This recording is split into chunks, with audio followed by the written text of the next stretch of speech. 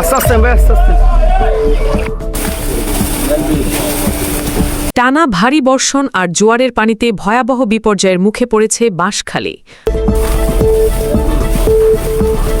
পানিতে তলিয়ে গেছে বাড়িঘর, দুর্বিষহ হয়ে উঠেছে হাজারো মানুষের জীবন। এই পরিস্থিতিতে বিএনপির ভারপ্রাপ্ত চেয়ারম্যান তারেক রহমানের নির্দেশনার কথা উল্লেখ করে চট্টগ্রাম মহানগর স্বেচ্ছাসেবক দলের সদস্য সচিব ইঞ্জিনিয়ার জমির উদ্দিন নাহিদের নেতৃত্বে বন্যা কবলিত মানুষের ঘরে ঘরে পৌঁছে দেওয়া হয় শুকনো খাদ্য সামগ্রী।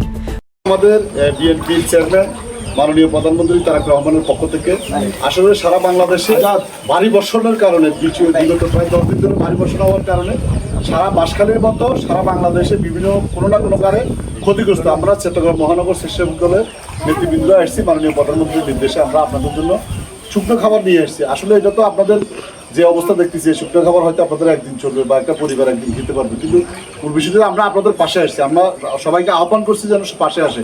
প্রায় 500 পরিবারের হাতে তুলে দেওয়া হয় ত্রাণ সহায়তা।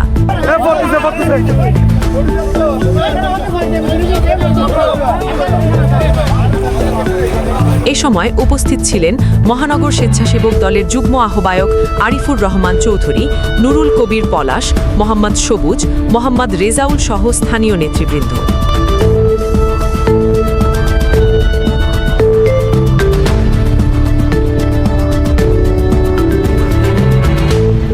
ইঞ্জিনিয়ার জমির উদ্দিন নাহিদ বলেন, প্রাকৃতিক দুর্যোগে বিএনপি সবসময় অসহায় মানুষের পাশে ছিল এবং ভবিষ্যতেও থাকবে।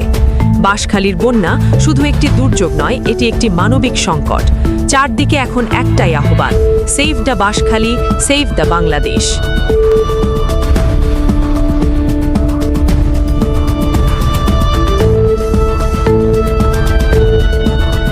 ডেস্ক নিউজ, দিগন্ত টিভি।